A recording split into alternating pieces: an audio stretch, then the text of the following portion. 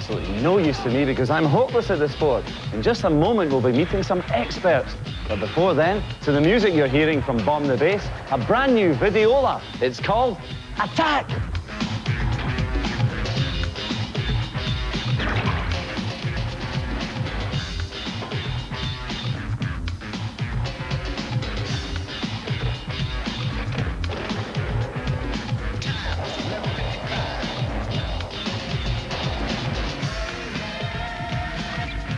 Jamie Blair from Skates in Glasgow. The first thing you need is a board. Yep. Is this the sort of thing? This would be the thing for a child, say 5 to 10 years old. Right, why is it so small? Just for the size of feet. Okay, really. and from this, as you get older, Yep. you move on to what? Move up to something like this, which again is a beginner's board, but it's wider. Okay, now I know that this is a lot cheaper than the one Stevie's on just now. Yeah. Well, that would be £30, but the difference is like a Ford Escort to Ferrari. Okay, so you can start with a board worth 30 quid.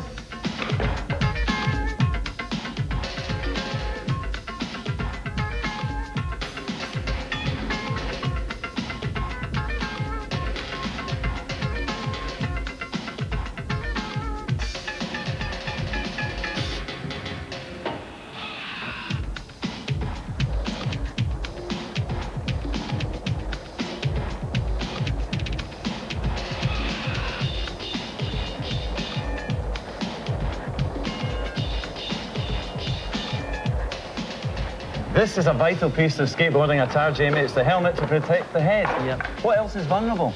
Elbows, knees and wrists. What can it cost to protect the body?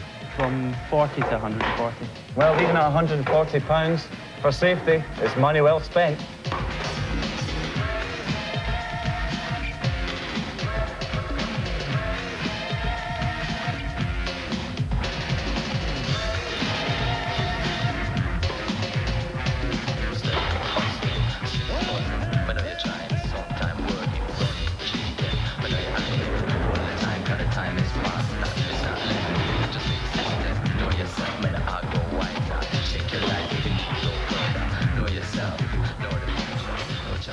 The most dangerous thing about skateboarding is other skateboarders.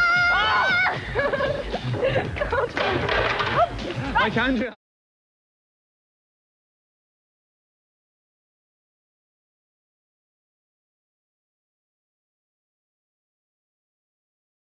I've waited so long to say this again. It's been a very long time, but welcome back to Bored to Death, the podcast where thirst has been murdered by liquid death. Thank you guys for waiting. I think it's been maybe 7 months, but as you can see, we took some time just to find a new home for ourselves, and yeah, this is pretty much more than I could have ever imagined coming into it. Spotify Wrapped came out the other day, and it's amazing to see how much the podcast has grown over the last year and a half, 2 years. We've now been streamed in 47 countries, which is something that I didn't think was really possible when I started this podcast, coming off the back of COVID. Countries like Japan, Australia, Greece, India. So full disclaimer, throughout the new season, if you hear any Scottish words and you are an international listener, please leave a comment below and we will do our best to translate those Scottish words for you. Updates. Skateboarder's Companion issue 12 is available in newsagents and local skate stores now. And I knew that was going to happen. Speaking of local skate stores, Jamie Blair, welcome to Bored to Death. Thank you very much. Pleasure to be here. Very happy to finally have you on board, literally. Yeah. And Ray Dower, thank you so much for coming in. Thank you for having me. Thank you, Jamie. Pleasure. Pleasure. Settle down. So, over the kind of gap just between the seasons, I've put out some feelers to audiences and just said, what do you guys want to hear? Podcast isn't a podcast without the audience. And one of the main requests that came in was, we want to hear about the OGs, we want to hear about the 80s, the 90s, basically something that not a lot of other people can tell. So do you think you'll be able to help me go back in time to... I'll pitch in the 70s as well for you. Even better, even better. I'm about 75, basically. So, guys, just a disclaimer. This isn't going to be a history of skateboarding video. If you do want to find one of those, there are plenty on YouTube. Shred Shop has an amazing one, and that's covering the 60s to now. I would go ahead and watch that one. Again, I'll put the link in the bio. And this book as well, The Impossible by Carl Lewison. This is a fantastic read. This goes, again, all the way back to the 60s, and it kind of ties in Rodney Mullen and Ryan Sheckler as well. But fantastic book. You can just get this on Amazon. But where do you think we should start, guys? I think the best place would be, Jamie, I'll ask you first. Yep. Do you remember getting your first skateboard? Absolutely. I mean, it's imprinted in your memory. I think every skateboarder that's ever skateboarded can remember their first skateboard. Mine was had to hassle my granny to get a hold of it. I had been riding a skateboard before that, which is why I really wanted one. It was my mate's skateboard. His mum had been on holiday in California and brought him back this beautiful red skateboard with a big white stripe down the middle of it. And we just used to skate around the neighbourhood on that, and I was like, I want a skateboard, I need a skateboard, and what's a skateboard? And you couldn't really get them. And then so what year is this? 76, summer of 76, or it was start of summer 76, and there was no one in Glasgow had skateboards. There was no skateboard shop really at that point. But then it started to get traction on like the BBC. Started running 76, 77.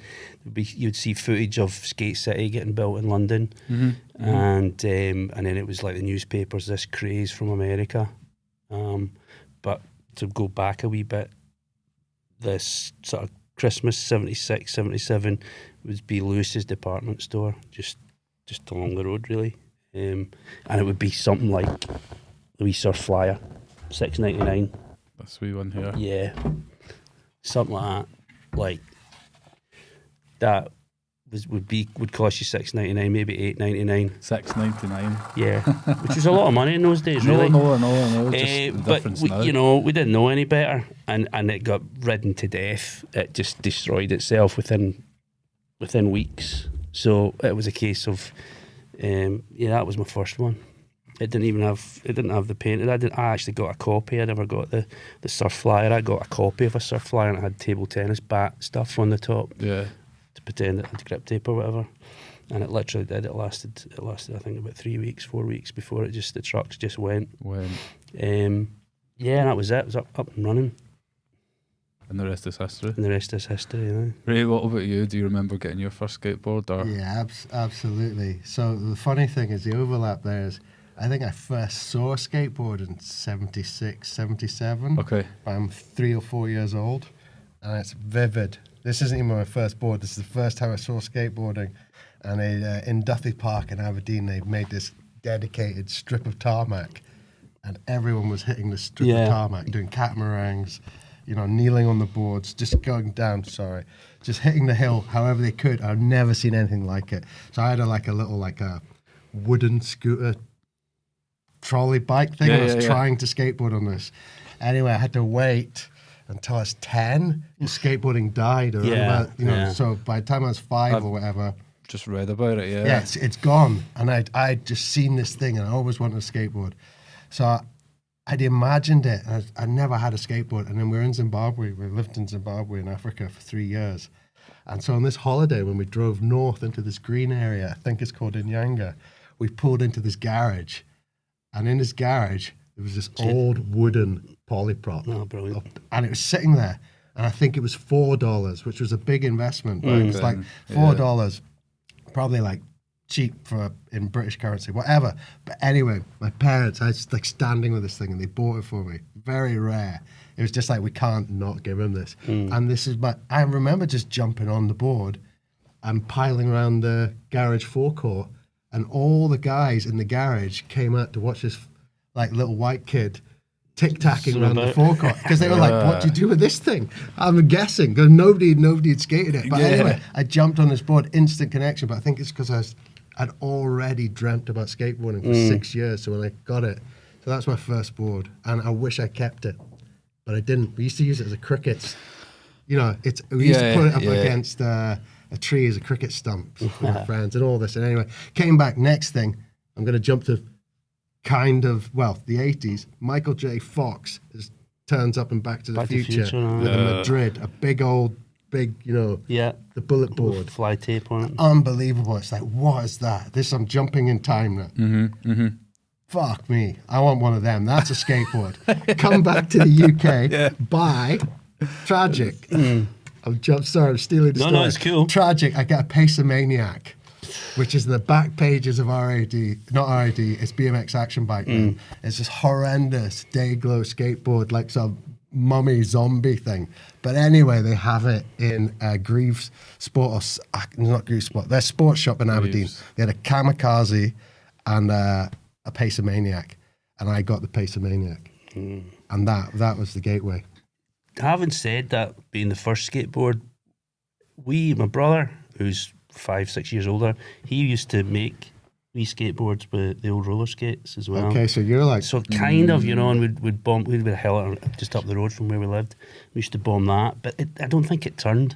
And I didn't stand on it, I sat on it. But I distinctly remember my brother with flares or whatever. We wouldn't even have flares. Very 70s. Do you see how close you are? This is the origins. That's the origin story. But a lot of people were doing that with building. I think it's important to remember as well. Like at this time, there's no tricks. Kick turn, maybe kick turns. Compared to where we're at just now, it's like nothing had been. Imagine what was to come. Going in the downhill next was the 50 trick. years. Yeah, which is where getting around a corner, everyone kneeling on it, maybe going around cones, catamarans, doubling up. Sorry. Well, what about? I've picked out some key points, just like the last 7 decades. What about 1977 when Kelvingrove started? They started building it. We started actually skating it in the winter of 77 because it opened in May of 78. But we had been skateboarding the old roller rink that had been there before, which was built, I think it was a dance rink or something. So people had been congregating there anyway because it was flat concrete. It was away from everyone. It had a barrier around it as well, so it was ideal because people were freaking out about grannies getting knocked over and all that kind of stuff. And so a lot of people from all over Glasgow were going to Kelvingrove just to skate the rink, and that I think kind of convinced the council to build the park there. They had the adjacent land across the road, so the road became a slalom run. They put fences around it, and then they started digging the bowls. Well, they didn't put the fences up first. They dug the bowls first, and we could get to skate them before they actually opened it as a park. So we were skating Jaws in the winter of 77 with mud everywhere and no plants or flowers, and workies going away for lunchtime. We kind of clamber in and skate for an hour, and then they'd come back and chuck us all out. So that was great, and then they sort of landscaped it and got it ready for the big opening day. So, and what about when it opened? What was like first of all, what was the public's reaction to just skateboarding at that point, and what was the public's reaction to a skate park opening at such a iconic Glasgow? I think everyone was into it. It's hard to say I'm sure some people were against it, but overall throughout Britain there was a lot of pressure on councils to provide facilities for skateboarders because we were everywhere. I mean, there was just every street corner had a bunch of skaters, people bombing hills, people hurting themselves, cars, you name it. There wasn't as many cars back then, but it was deemed dangerous to do it in the streets. They really wanted to they wanted to provide parks. Plus, footage was filtering through from the States. You'd see Tony Alva and all those guys, the Dogtown boys, skating pools. Skate parks were getting built in the States, Carlsbad, Uplands, Del Mar, all those type of really, really good skate parks. And you'd see all this blue skies and sunshine skateboarding, and we wanted a bit of that. Yeah. So Glasgow forked out like 50 grand to build the actual skate park. When you see all this footage was coming in, dribbling in. It's just so different to where we're at now. There was no. Just Do magazines. you There know? wasn't even any social media, let alone DVDs or anything. So how were you seeing the I footage? heard, sorry, Jamie, you'll Go, know this go. firsthand. I heard a story from Tim Leighton Boyce saying when Kenny Omand and Ian Urquhart went to the States to do a research trip to build Livy, which is 3 years, sort of similar to Boot, but after 1980, 81. yeah, but sort of on the tail of Kelvingrove. But they actually shot cine footage on their research trip to sort of look at how people were riding balls and what the layout should be like. And Tim Leighton Boyce was saying this was the first time anyone had actually seen anything other than photos because there's no video, Yeah. and they couldn't believe how fast everyone was skating. Because before that, you've just seen stills. no motion. Photographs, Yeah, and now this was Super 8 footage of actually the pros riding, urethane modern setups. There was a show on BBC called The World About Us, which is generally, it would be a guy, I can't remember his name, but he had give glasses and a suit, and he would go to an Indonesian island and go, here we are, and this is how they live. And he did a show about, it's called Skateboard Kings, and it was the Dogtown Boys, and he went, and it's the same sort of thing. These are skateboarders, and here they are in their natural environment. What sort of year? And it was 1978. Yeah. It was Tony Alva, and it was Peralta, Bob Biniak. It was, and they were following them. I think it would be even 1976, 77. But they were following them as they were climbing over fences and doing backyard pools. And that was broadcast on a Sunday night around about 7 o'clock at night. That would be mind blowing. And everybody was, totally wanted to watch Hooked that. on it, yeah. And that was, because that's when you'd see skateboarding, like real skateboarding. Other than that, the odd wee article like on a Blue Peter programme or, they would interview a British skater and show him skating maybe Skate City Back then, in London. was it quite mixed with boys and girls? Yeah, it wasn't really, there was a lot of girls into it because there was different disciplines as well. There was freestyle and because it was carving down hills and it was just different sport. The sort of mad street stuff hadn't really happened yet. There was tons of girls that were into gymnastic skateboard. element at There some was, point. yeah. There was the freestyle thing was pretty heavy as well, and there was lots of girls who would do freestyle for sure. There's footage in that Greg Weaver film we were talking about earlier. It's called Downhill Motion. Unbelievable downhill footage and all this stuff. But I'm sure there's a girl doing a handstand, bombing a hill in a handstand. Yeah. It's just I think I've seen that. unreal There's a footage. girl called Ellen Berryman, blonde hair, classic Californian, Yeah, they're all wearing She like could do short these shorts and spins. guys her hair out. would be out. Yeah.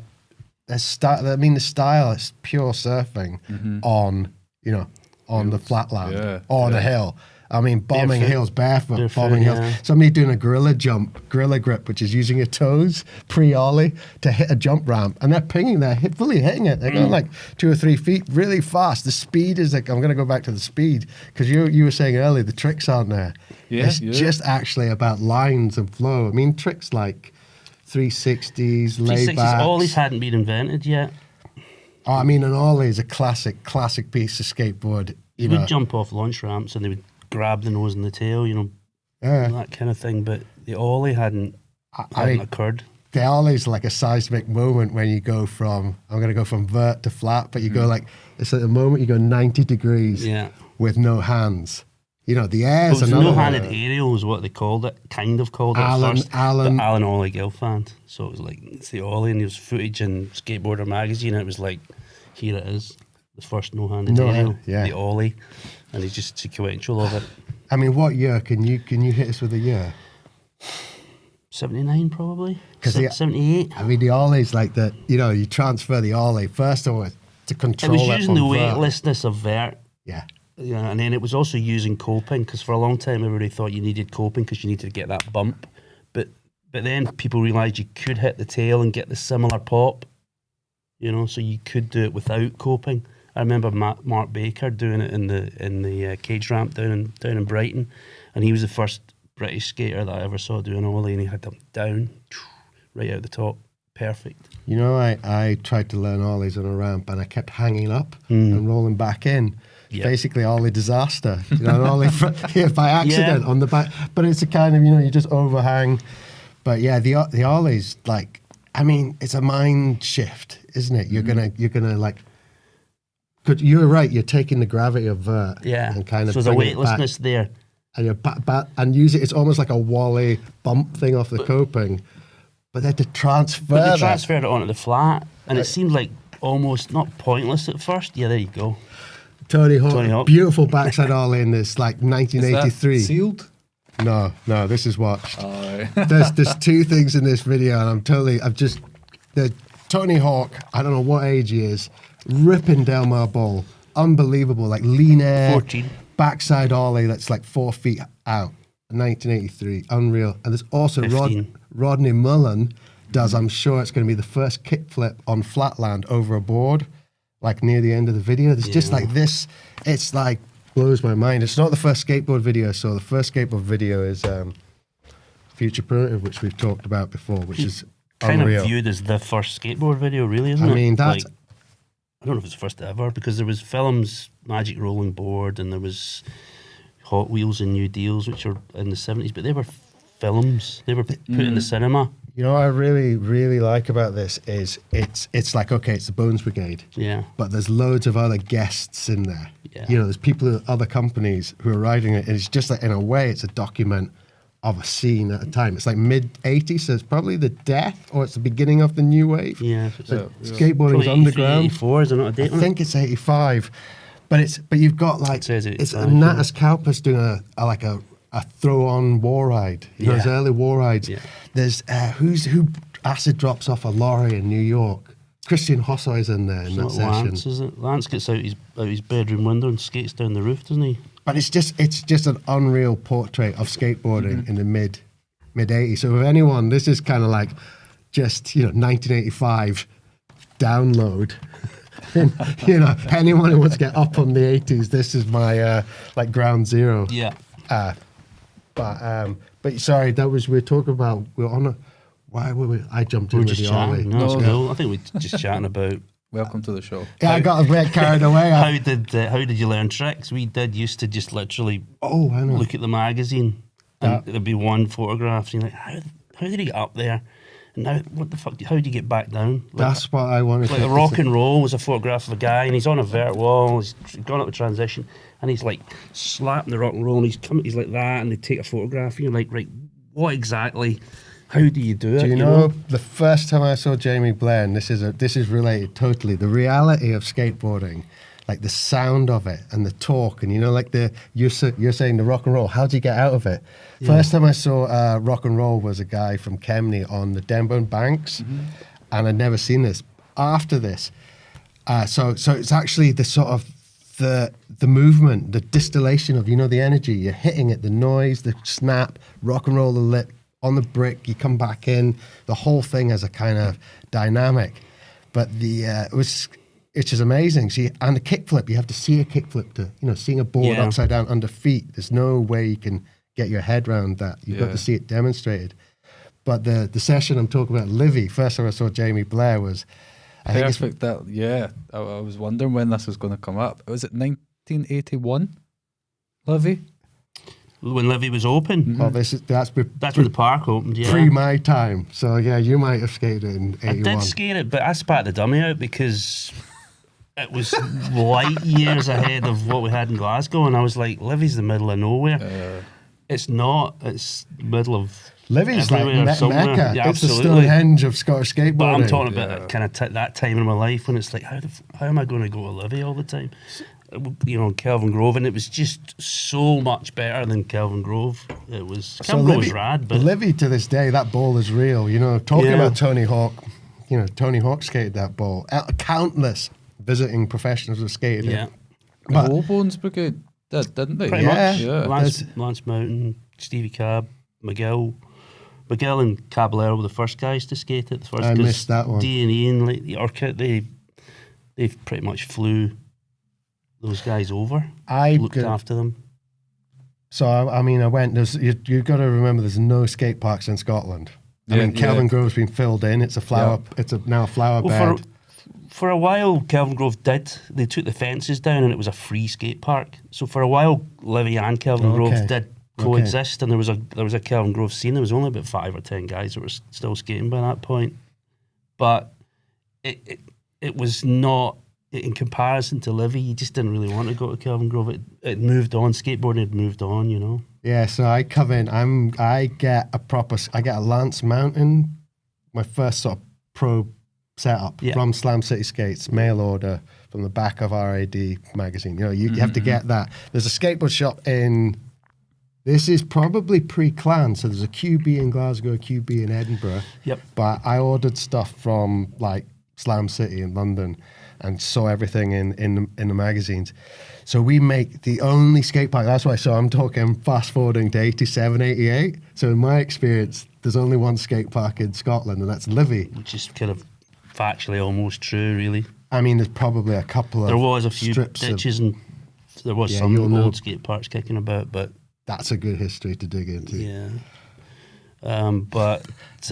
Livy was just the mecca, and everybody sort of, because there was only one skate park, everyone from the north of England, we're all coming from all angles, you know, and it was regular sessions. This is the session. So you imagine I'm 14 years old, maybe even 13, 14. First time we go, it's a drizzly, you know, Scottish day, grey. It's summer holidays. A friend's mum drives us there, and there's nothing really going on. It's just locals. Everyone's just doing the wee bowl, you know, shouting wee bowl next, riding in next and doing next. And doing like little airs out the wee bowl. That was all that happened. It was amazing, but it was kind of underwhelming because it was so intimidating, and you know, nothing kind of big was happening.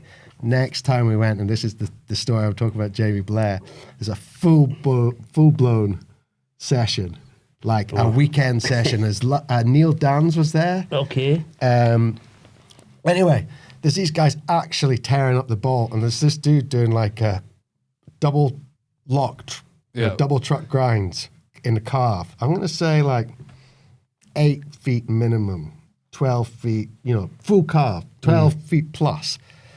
Jamie Blair screeching around the ball, honestly, just like tearing it up. And it's like, what? Like, and I'm like, you know, so what are you riding? But it's this thing about, I know I'm talking about this because of this thing about seeing the actuality of skateboarding, the noise, the impact of trucks on concrete coping. And it was a session, and I think Neil Dans was doing big carve, like rock and roll board slides. He had his rock and roll board slides there. Rock and roll board slides, and you were doing these locked on double truck grinds, like tearing around the whole bowl, and probably some airs too. I remember you were doing like backside airs. I was into air runs. That was my thing from Kelvingrove, really. And it was like the half pipe, and none of the new. I keep hitting this mic. Sorry. It's fine. None of the new section was there, so you had like the half pipe, which was almost a run down into reservoir, and you could do the hips. You snake run down the half pipe, hit the hip. That was the main line. Half pipe was always for me, had a little kink in it, and the lip was rounded. I never got on with it, but carving down the half pipe and hitting the hip, cool. But the main action always happened in the bowl. That's where you guys, and you're doing these figure of eights. You carve around the kind of lip of the wee bowl, then hit the ball proper. The waterfall. And that, just to sort of round up my jump in, I'm getting off. This is too much fun. It was too much fun. I'm glad. It's getting really, but honestly, it was mind blowing because that session was like the first time I saw skateboarding proper in Scotland. You know, Mark, the guy I was talking about, rock and rolling Denver, Mark and Dougie, were from Kemney, who kind of found in the back of RID the BMX group called Kemney Cool Stylers. Cool. And that was the only way. Where's Kemney? 30 miles north of Aberdeen. Wow. So they had this, and they would drive, you know, to these BMX events, and on the fringe, and it flips around 10 years later, on the fringe of the BMX events, there was like 3 skateboarders. Who were doing bonelesses on a trick ramp. So that's how I met Mark and Dougie, and then we started traveling, and then, you know, Livy, saw you guys skateboarding for real with like pads and helmets. Be Russ Ward and Russell Crichton. Yeah, I remember Russell Crichton. That's stuff a little bit later. Styling. Yeah, total style. Round about that time then, 1988, Clan Skates. We opened up Clan Skates, founded. Yeah. So at this point in your life, what age are you? That's a good question. 24? So 24. 24, 25, aye. I think I was 25 by the time Clan opened. So 25, and you decide to open a Yeah. skateboard shop. How does it jump from being something you love, skateboarding, to I'm going to make a business out of that and make it So my something you livelihood? absolutely hate. No, I'm only kidding. Scottish identity. You got a bit of It was Davy Phillips, really, and myself, I guess. But Davy he'd done the enterprise allowance scheme. Davy was the skateboarder. Davy Phillips Davy might have been in Phillips that was a session ruler. as well. There's he's on the cover of that book. That's the book? See the bottom book. There's a cover shot of Davy. He's on the front cover. Just for 1 second, I bigged up Jamie Yeah. Blair. We got to talk about There's a Davy style Phillips. master. Yeah, He'd stand with his front foot almost in the middle of the board, so he's completely behind the That's board at any actually time. South Sea. It's not Livy, but I mean, he's just styling out, laid back. He's the king. He had a wee company called Poison Clothing, and he was making shorts, skateboard shorts, in his mum's room.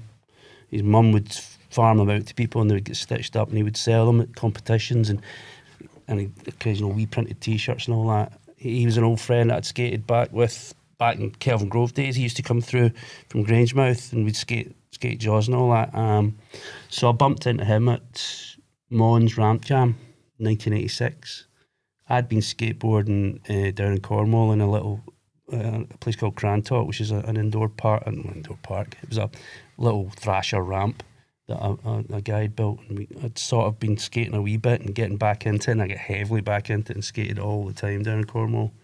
And I went back up to Mons to spectate, and Davy's like, "No, you're going to compete." I was like, "No chance." He's like, "Yeah." I said, "Well, I'll maybe go in the B group." He's like, "No, you're going to go in the A group." I'm like, "No way." Anyway, we made real good friends again.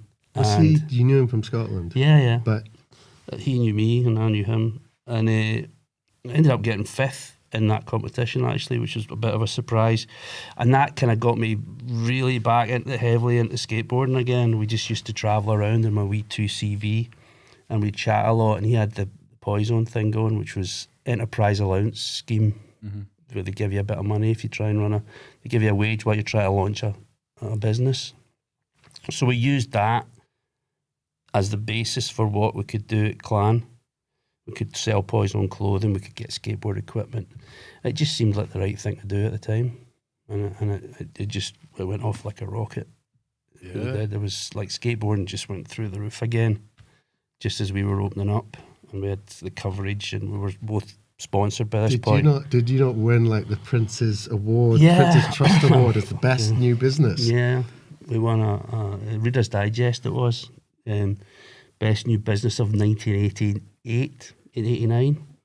It was just that kind of, we were two skateboarders, perfect fodder. If these guys can do it, anyone can do it, was their kind of tagline. And to this day, am I right in saying it's the oldest skateboard shop in Scotland?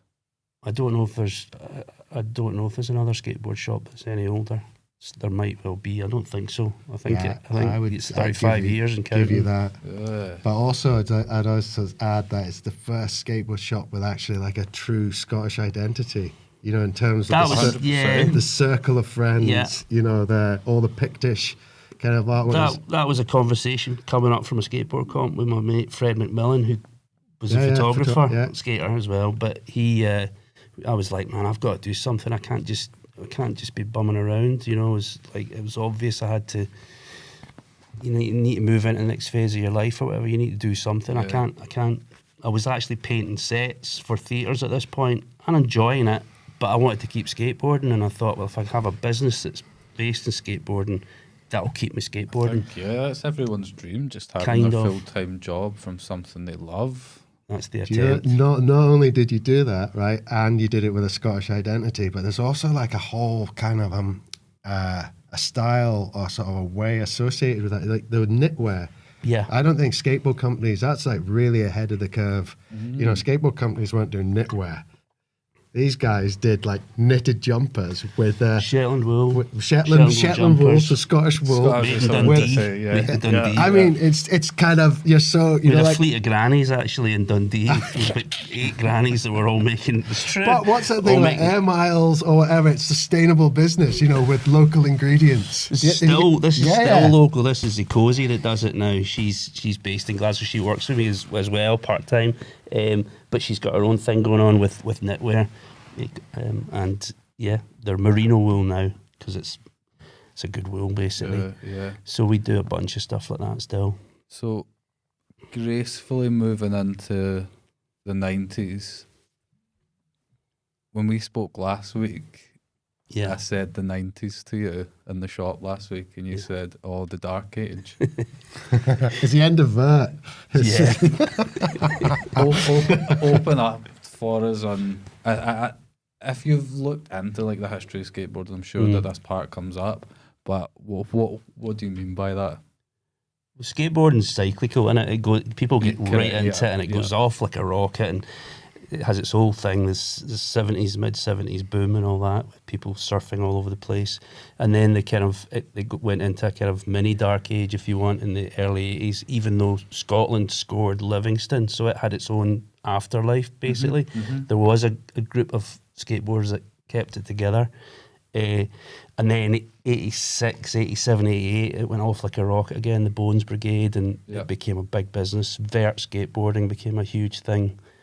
Every second week, third weekend, there would be a vert skateboard comp somewhere in Britain. So we were travelling around all over Britain, skating comps with the A group, with all the, Lucien Hendricks and Sean Goff and Neil Dans and you name it, a whole bunch Can of. I jump in there? Yeah. You were sponsored, right? You were like, we got sponsorship for you that. were right because we were talking about this. Davey was on Zorlak, which was a Texas company, but then he went on to Todd Swank's company, Foundation, yeah, which is still around. I scored sponsorship from Schmidt Sticks. Yeah. Paul Schmidt still makes boards, really good boards for various companies. House of Chris Miller too. House of Chris Miller, yeah. Sorry, we were Schmidt Sticks and Schmidt Sticks and Vision Streetwear, which was massive. but then went down like big fashion company, became totally like everyone turned away the from Vision it. Streetwear sort of. Yeah, it was pretty bold, big and bright brand stuff. So I guess that's the end of the 80s. That was That like is the end of the almost 80s, the big explosion. skateboarding's huge, vert skating's huge, and then suddenly people just seemed to turn away from vert skating. It became in the early 90s. Yeah, it just started to lose interest, and it became everything's been done kind of idea. Which is sort of kind of weirdly, whereas it's the dark ages. I'm a kid when it's just glossy, big graphics, plastered logos like Vision Streetwear. Gons was on Vision, so it's not all bad, but they're kind of, and I think like In Excess, was seen wearing, or Skull Skates. In Excess was wearing a Skull Skates top, and so it's really kind of hyper fashion and fashionable pop and quite glossy. But then all of a sudden, the kind of grungy 90 alternative, the street, the Hubba, Embarcadero Square, the whole change in street and style, street skating came boards, the board shapes change, the tricks change, the language changes. And it's kind of when I'm just becoming late teenager. Dundee it's now the DCA, which is a contemporary art centre, but it's this big factory, empty factory. It had the only indoor skate park, to my understanding, in Scotland. So there's just this amazing, and so there was a big MIDI ramp on one floor, but it kind of the action just shifted upstairs to where there was a fun box and all that. Driveway set up, wall rides. And it was really like the street style. Wheels got smaller. Yep. Clothes got baggier. Boards got lower. Did you meet John Rattray? John, shop manager of mine, Jeff Fraser, who was a demon skateboarder, master of disaster. Can I give him his due credit, which I know him as Psychobilly Jeff? Yes, in Aberdeen, he was revered and feared. Psychobilly Jeff, turned up at my parents' garden with a Magic Roundabout t-shirt on, a leather jacket, a quiff with a whole can of hairspray that could take your eye out. I'm not sure, like open blade shaved quiff that would kill you, and a board with a hand-painted devil on it that just said "fuck off," and this intimidating. Well, he was my shop manager for nearly 8 years. Yeah, amazing guy, totally. And he used to tell me, he used to go, "There's this kid up in Aberdeen. You've got to see him, Jim. He's fucking amazing. He's just like." He's the best skateboarder. He can do anything. I'm like, yeah, it'd be kind of whatever. It'd be good fun to see him skateboarding. And then we had to do a photo shoot for Poison, and we had a friend, Alex Craig, who was modelling for us at that point. He was a good skateboarder, and he had there's a mini ramp in Bankery, wasn't there? Alex Craig also to make the Filmmaker. film definitive Scottish skateboarding video film, him and Bam. So we're coming at this like I basically watched John grow up. So I know John since he was like 12 or 13 in Aberdeen. And yeah, but Jamie's talking about when he meets him as this sort of bona fide, the next level kind of talent He'd probably emerging. be 16 or 17, if that. And we went up to Aberdeen to meet him, and he just blew us away. He was just, he was so beyond, like, he just had everything. He was just incredible skateboarder, as he is still. And I was like, whoa, this guy's amazing. So I had a thing with a company called New Deal. And they were a big London company, skateboard distributor. And John was going to be studying, coming down to Glasgow Uni to do, I think, astrophysics or something, some crazy He's a brain as well. Yeah, he's a really intelligent guy. And so he worked at the shop, and he got hooked up with, I can't remember which company. He got on, it was Jamie company. Thomas, the Zero. He got a Zero eventually, but he went through a Oh, few. did he not? Was he on Panic? Panic. The crazy thing with John is he was just the most gifted skateboarder from the earliest age. So he skated, he grew up skating one of the worst mini ramps. Aberdeen City Council built 3 of these horrendous, Narrow, no flat bottom, like 4 foot flat bottom, quite tall, like 6 foot, almost hitting vert, but they had like corrugated metal platforms, so they were rattled out. I just avoided them. But John, there was nothing else to skate, so he learned to skate on these terrible mini ramps, which is why he was so and good. just applied it. Also, some of the banks as well in Aberdeen were those little transition brick banks with gnarly. You could just rip them to pieces, but he could just. Down at Broad Street, there's like granite ledges. It's quite a harsh, kind of cold environment up there. Multi-story car park as well, wasn't there? Oh, the car park was at Broad Street. Yeah. No, sorry, not Broad Street. The BT car park where Christopher Z had the cider comp, but really, this amazing scene grew up in Aberdeen.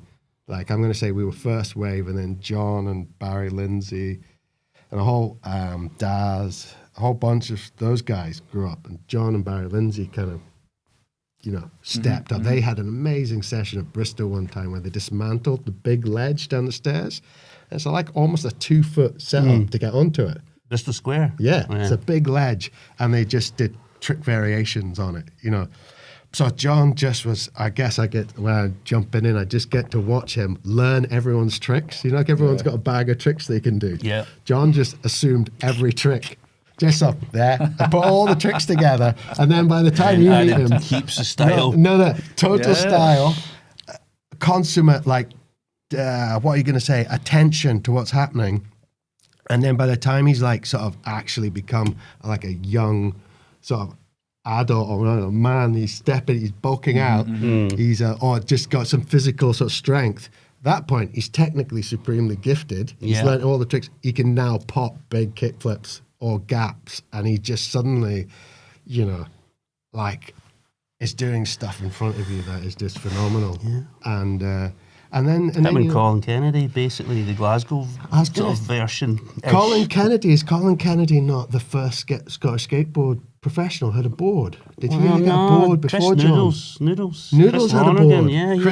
Yeah, Chris Lonergan had a board on Bash. He had with the Celtic graphic. That's Remember that? right. The big fish board.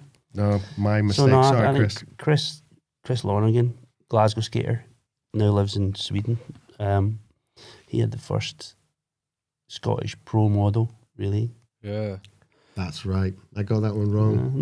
No, Chris Noodles was an amazing street skater. Colin was at street skating wise. He was in there, and I remember Colin skating the church in Annie's Land. So I saw first time I saw Colin doing these chink transfers on the mini ramp in the church. Yeah, he did them like and going in off whatever Maydays as well. Yeah, he was the off Mayday nose. king.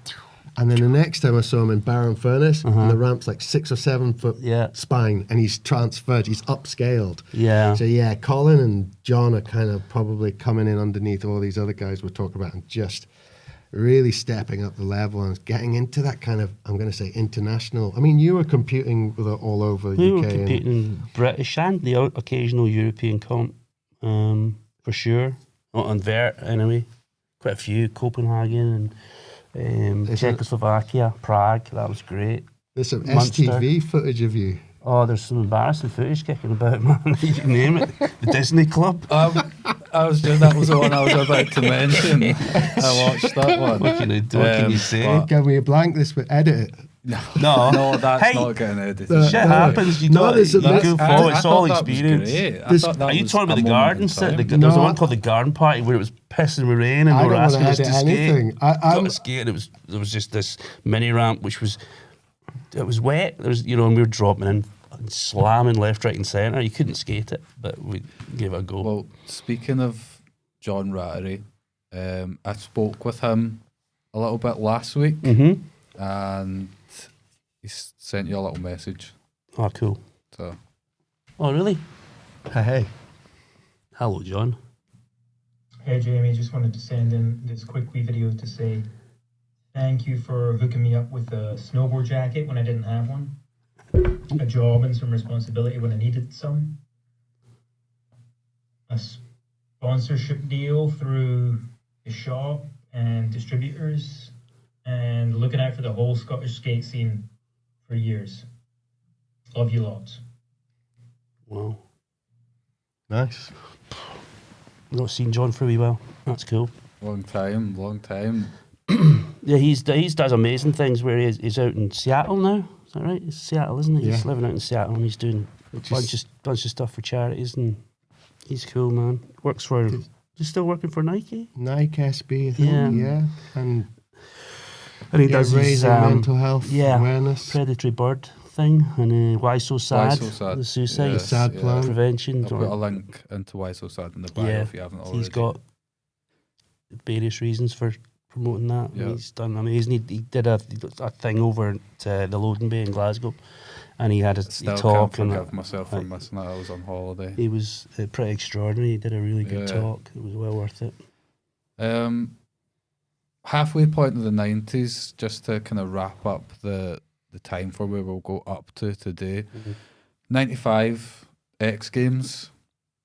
Yeah. 1999 Tony Hawk Pro Skater for the PlayStation 1.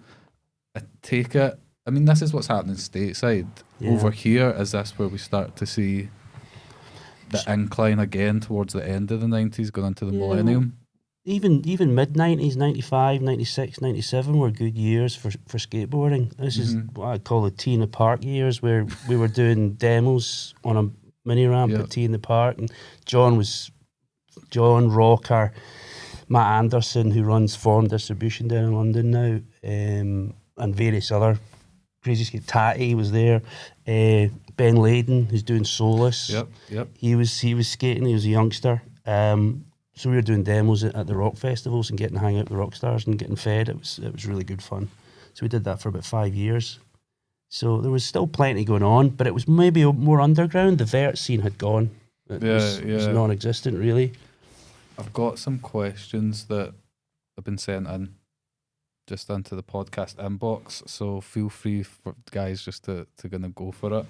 How do you guys feel about staying on the board as you get older? I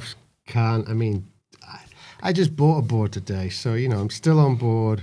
I'm rolling because basically I stepped off actually because of a bad knee injury, but it's always there.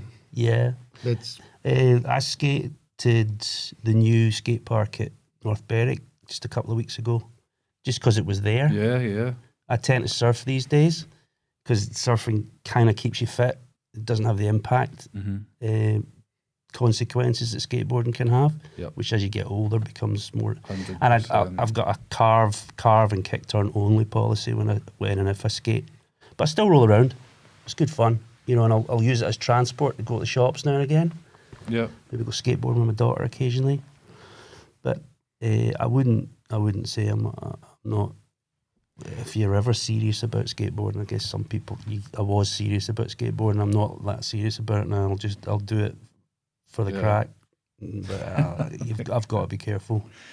I just gonna jump and say, yeah, occasionally I'll roll down a hill just because, you know, it's That's there. enough. Yeah, It's No, enough. that's hairy. It's good fun. And the other time I skates like you and your daughter, I've got a nephew who I got on a setup, and you know that's a kind of a duty just to demonstrate. Teaching kids can be fun. Yeah. You know, if you get And know your limits. Keep the wheels on the yeah, ground. but you can show them some real basic stuff. You know, when a kid's never really skateboarded before, you can show them some real basic tricks and teach them stuff, and they love it. You know, and you can get them 100%. improved pretty rapid. Do you guys feel a responsibility for the current skate scene in Glasgow, and how do you stay connected with what's happening now? Do you want to answer that one first?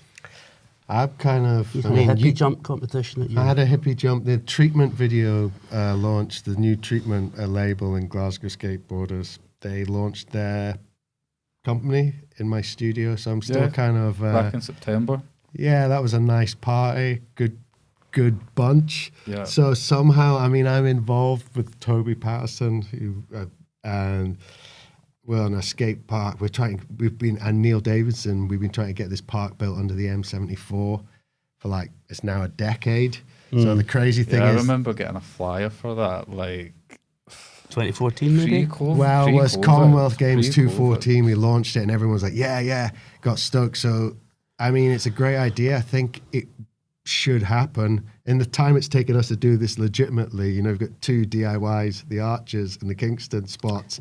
And the Riverside Museum, which we collaborated on. We worked on the Riverside. The Riverside Museum, the transport spot. Yeah, we inputted in that. We gave them a basic kind of design strategy, which was to, you know, tweak or augment the landscape so it read as a spot rather than a skate park. And built it all out the granite and granite slabs. Youngle.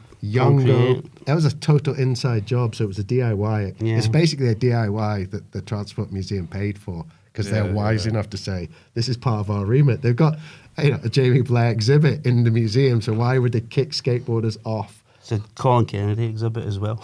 Sorry, Jamie Blair and Colin Kennedy. It's a skateboard exhibit, but No. It's one is referred to as the Jamie Blair and one is referred to as the Colin Kennedy. okay. They've got skateboarding represented with mannequin. Me in the 70s. Old stuff. But yeah, we work somehow through, you know, it never really leaves you. That's a question about, and just through the kind of creative, like working as an artist and being connected to skateboarding, throwing some fundraiser parties. Somehow you just kind of. I've still got the shop, so I still see it at the grassroots, just kids coming in and parents coming in wanting to buy the board for their first board, which is always a buzz. I can still clearly remember the buzz I got from being in a shop when I was a kid and getting your first skateboard, so I can totally relate to that. But on top of that, there'll be things like SW3 will do occasional skateboard event. We'll be part with that. I work with Radworks, which is Aiden. Radworks is South Lanarkshire District Council. They do a skateboard program which we helped set up years and years ago, but Aiden's just pioneered it as well. So I work with them quite often if there's any demos or stuff. And occasional, you know, help out prizes for competitions, occasional judging. I'm sort of work with Skateboard Scotland, who are the governing body for the sport, but really I don't do too much with that. It's their thing, and they're doing a great job. So it's just, you know, that kind of vibe. But it's always going to stay with you guys. Yeah, we'll never Funny, never go so In away. one way or another. Even if you step away from it, it comes round. It comes round, it's waiting for you. Find you again. So blow you back into does. gravity. You know, you can spin off, and sometimes you need to go away and do other stuff. 100%. You know, but then Do you know before what's really nice, I think, at the moment? Skateboarding's kind of, it's almost coming of age. It's become, okay, it's in the Olympics, whatever, but actually as a sort of core activity, the style, the trick style, there seems to be a thing it's beginning to, you know, look backwards as well as forwards. You know, imagine you jettisoned all the vert stuff in the 80s and became this sort of hardcore street, you know, now you got like just different eras of tricks being threaded together. There's a nice sort of, like you even talking to us, it's sort of an interest in the past and understanding what all the layers of kind of different boards board types. There's all sorts of different riding. skateboards available now, which, you know, Girls are getting back into it, which is really good. You know, lockdown. there's a big... Lockdown babies is what they're referred to in the first season. I mean, Really? I'm sure within the community maybe that's what they're called as well. But yeah, lockdown babies. So I saw People couples going discovering it skating. again through. Yeah. Or people, I think it's so many stories of people when we were locked down going into their garage or their shed and finding the board. And then for me, like my big interest when it like peaked in the in lockdown was watching Jackass and Viva La Bam. Because I found a box of DVDs during lockdown, and then that just opened up so many like particles in my brain to be like, oh, I used to love this stuff. I used to have the best time with this stuff, and then that kind of slowly developed into a podcast. That's nice. I mean, That's the way to do it. David Smith's mod had this idea, which was basically a precursor to Jackass, but it never happened. He said we should just make a video of all the funny stuff that we get up to when we're not skateboarding. Yeah. Because it's such it's just such a crazy mindset. You know, it's like you're dealing with people that jump off things, have honed a kind of gravity-defying. Kind of future primitive, and some of the pulp were a wee bit of precursors to that. You know, if you think They've got the messing around and the comb your hair and Japan hair. Japan and Neil Blender on the barbecue shouting, but someone else is shouting. That's Johnny Rad and hilarious. all that. You know, there's little sketches. Skating is cool. Yeah. Skating to school. Doesn't really matter if you're girl or boy. Skating is cool. I've got it all wrong. On Spotify? It will be. Yeah, Johnny Rad. Yeah, skating is cool. Every Skating week is great. on the podcast, I couldn't agree more. Every week on the podcast, what we do is we ask each of our guests to pick a song of the day. Usually this is a song that you used to skateboard to, you currently skateboard to, you heard first in someone's video edit, a song that just, if you heard it, that's you in skateboarding. Yeah, I'm going to go Oh Captain by Firehouse. Natas Kalpas section and Wheels on Fire. I've got to go for Whip It by Devo. Yeah, Jamie. Beard blasting out a ghetto blast from the lip of Jaws about 1979. It was on at Are We Not Men album, was just constant replay. Gut Feeling Devo as well. So many. Yeah, just totally evokes skateboarding. Yeah. I've not listened to the album for probably 20 years, maybe even more. But if you put it on right now, I bet you I could sing every lyric pretty much. I couldn't do it without the music. That's when you know it's a good album. But I mean, that whole album, yeah, like the whole piece, the whole thing. Are We You Not just have it on a Men, tape. Mongoloid. Yeah.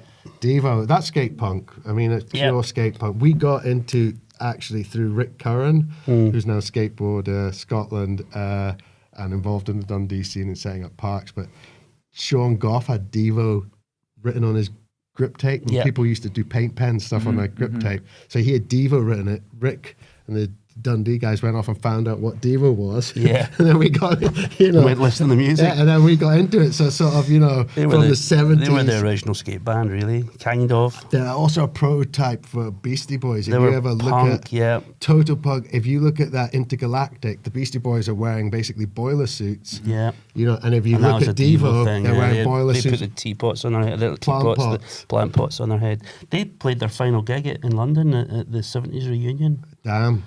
I couldn't go. I've got tinnitus, man. I actually, music, when I think of music, I also think of the Wigan ramp and Rick Astley music blasting out that you couldn't hear what you were doing. Yeah. And it's a sensory thing that is really good in skateboarding. But the music was so loud because it was a roller disco that you couldn't hear anything you were doing. It was this 2.5 hours of constant noise. It was horrible. That's terrible. That was not a good soundtrack. Do you know why my memory of Wigan? So Steve Park threw in a backside Smith in a heavy session. I think Neil Downs was there too, and Steve was like 15. Yeah. So big up Steve Park at Wigan in the roller disco ramp. Anyone Empire else? Skate Building, it was called, wasn't it? That was because that whole we used to travel down. I only got to London a few times, but to Bury, Barrow Furness, met Toby and Sam Patterson. I remember them from the Scottish contingent at Barrow Furness. So Wigan, We did a lot of Manchester. travelling, And that's one of the things about skateboarding that actually really connected, opens your horizons. Definitely, pre-internet, you get video, but you get like videos passed around, but you travel to go. If there was a comp happening, it's such a kind of small scene that you had to travel to go. There would maybe be one person with a video camera that would film some of these things. There is footage. Mon's Ramp Jam popped up on YouTube recently. It had been filmed by someone, but it was pretty rare. It was pretty rare for anyone to even have a camera. If you had a camera, it wasn't a professional camera. It was just a little, But then there'd be the occasional person like Fred McMillan who had done photography and was taking good, and Meanie from Skateboard magazine, and Tim Leighton Boyce. Obviously, he was on it, but it was a pretty rare thing to kind of get footage. Whereas now it's all shot on No, people doing anyone can tricks do to it. phones. Film themselves. Yeah, Tom there's loads Shimon, of- man, he it's just- does great little edits, and he films it all himself. He just sets up the camera, does it. It would have blown your mind at the time when you first started getting into skating that 40, 50 years later, someone could just point Do you know something what's- at you, It's press upload, and then it could have like thousands of likes and thousands It's of millions of incredible. people It's could have it's seen it crazy. within an hour of you I putting mean, that up. we're going back to like how significant that would this get passed is. around as well. I mean, Who's got a we copy? got a copy. Who's It got a went copy? all around And then it get Northeast. bootlegged as well. And Stacey Peralta even talks about that, going, we would have no idea that soon everyone would have, VHS. Yeah, But yeah. as a sort of art form, art form, what cultural activity, I'm always amazed by how it sort of self-propagated. Like people didn't have video cameras, Zines, but there was a lot of zines which we haven't really talked about, but back of Thrasher magazine, read it, you get music. stamped addressed envelope. It's in the kind of whole a fanzine, the whole idea of a fanzine, but it's sort of self-documented, Yeah. like Spike Jones or Tim Leighton Boyce, who's going hanging out South Bank with the sort of the hippies, shooting photographs of everyone, dropping out and skateboarding, or switching on and getting, elevating their status. But whatever they're doing, the scene sort of generates its own artwork. It documents itself, different photographers. It's somehow, so it gets you through like the 90s or the mid 80s or like these Or the early noughties. Or when the money's not there, or like you're doing this podcast, you're doing this, you're talking to us, so that's perpetuating this history. Yeah. You're like running the shop. You're just still making boards available. You can go into Clan and buy a board and actually being sort of one step removed from probably the origins, at very beginning, if not the beginning, like the 70s. You're sort of, here we are with like that close to like this scene that keeps happening, and we're all participating in it. Keeps different times. reinventing part itself. of it now, but thank you guys so much for coming on. This is, For gabbing I'm just away. going to say it, no offence. It's a but Scottish word for This you. has probably been one of my favourite episodes. Thank you so much for coming on. I definitely think we have to do a part 2. I think there's still so much to be spoken about. Thanks for having us. Yeah. No, thank you It's been a good, for taking the time. I think a good lot of roll people are down gonna memory lane. We really could keep enjoy to this sorry. one. I've got to apologise. I think this was Jamie's show. and No, I've man. This is shouted, why I've I've got you on. shouted all over the Not mic, at hit the all, mic. not at all. It's really, I mean, it's just so there's so much shared history, and it's something we're all involved in, Yeah, yeah. and it's just genuine, Yeah. 100%. commitment and enthusiasm. We had all this stuff to talk about, but We didn't even get really to are it. some old boards. Oh, honestly, hopefully, Jamie, you're going to see Jamie's archive of all the old. Yeah, maybe you'll see some footage. Yeah, Maybe you'll we edit in definitely some will. stuff. We definitely will. But again, thank you so much for Total pleasure. coming, man. chatting. I'll put your information in the link. Clan Skates, everyone. Even if you're visiting Glasgow, go in and give Jamie a visit. But for now, my necklace is falling off. See you later. I'm not an actress. I'm a